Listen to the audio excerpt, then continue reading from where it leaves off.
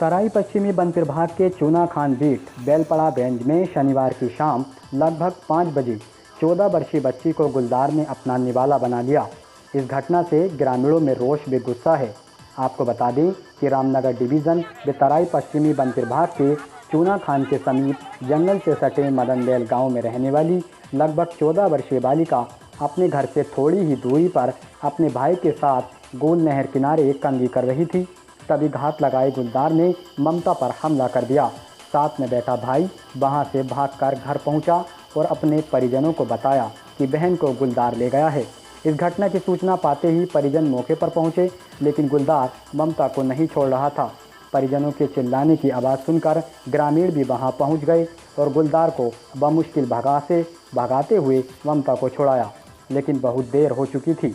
ममता की मौत से परिजनों का रो रो कर बुरा हाल था।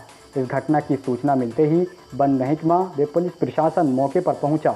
घटनास्थल के आसपास गुलदार की तलाश की, लेकिन गुलदार नहीं मिला। पुलिस प्रशासन ने ममता के शव को कब्जे में लेकर शव का पंचनामा भर पोस्टमार्टम कराया, लेकिन इस घटना से ग्रामीणों में रोष है। गुलदार की दहशत से ग्रामीण डरे हुए हैं और गुलदार को पकड़ने की मांग कर रहे हैं। इस घटना ने वन विभाग की नींद उड़ा दी है और वन अधिकारी इस बच्ची की मौत को दुखद घटना बता रहे हैं। और इस गुलदार से ग्रामीणों के खतरे को देखते हुए वन महकमे ने गुलदार को पकड़ने के लिए पिंजरे लगाने के साथ ही पूरे इलाके में गश्त बढ़ा दी है, जिसमें दोनों विभाग की टीमें मिलकर गश्त कर गुलदार की तलाश कर रही हैं। इतना ही नहीं, इस इलाके में 6 कैमरे भी लगाए गए हैं, जिससे गुलदार की दस्तक का पता चल सके। वन महकमे द्वारा जल्द गुलदार को पकड़ने की बात कही जा रही है। हम तो ये चाहते हैं, जो गुल से मिलता हुआ भांजी जा रही थी और वहाँ पे जाके कंघी धो रही थी, एक तो मैं उन्हें हमला करा और जो है झपटा मारा और वहीं चित्त कर दिया मेरी भांजी को। फ़ोन करा, हमने बुलाया, तब जाके वो आए।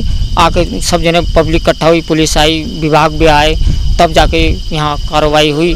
तब जाके फिर भी नहीं डरा वो गुलदार। दहशत है जी, बिल्कुल है। छोटे छोटे बच्चे मेरे सड़क में आते हैं, नहर में नहाने आते हैं। कल के दिन मैं ये नहीं चाहता उनके साथ ऐसा हादसा ना हो।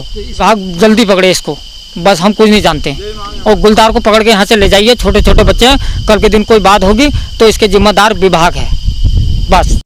बिल्कुल, उसमें दोनों के दोनों डिवीज़न से पूरा कोऑपरेशन हो रहा है। नीचे ये आपका तराई वेस्ट डिवीज़न है और हमारा रामनगर डिवीज़न, इन दोनों की बाउंड्री लगती है। ये 2 रेंजों में, दिचौरी रेंज और बेलपड़ाव रेंज में।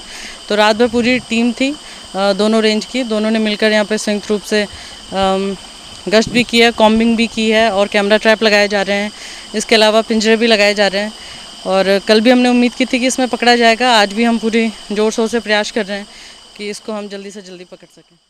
ये कल देर शाम लगभग 5:30 बजे के आसपास हमें सूचना मिली थी कि ग्राम मदनबेल, जो चूना खान बीट है बेलपड़ाव रेंज की, उसमें गुलदार द्वारा एक बच्ची जो 14-15 साल की है उसे घायल कर दिया। जब तक स्टाफ मौके पे पहुंचा तो बच्ची की मृत्यु हो चुकी थी और यहीं इस घटनास्थल से लगभग 10 मीटर की दूरी पर एक पेड़ है, उस पर उसने झाड़ियों में उस शव को छुपा दिया था।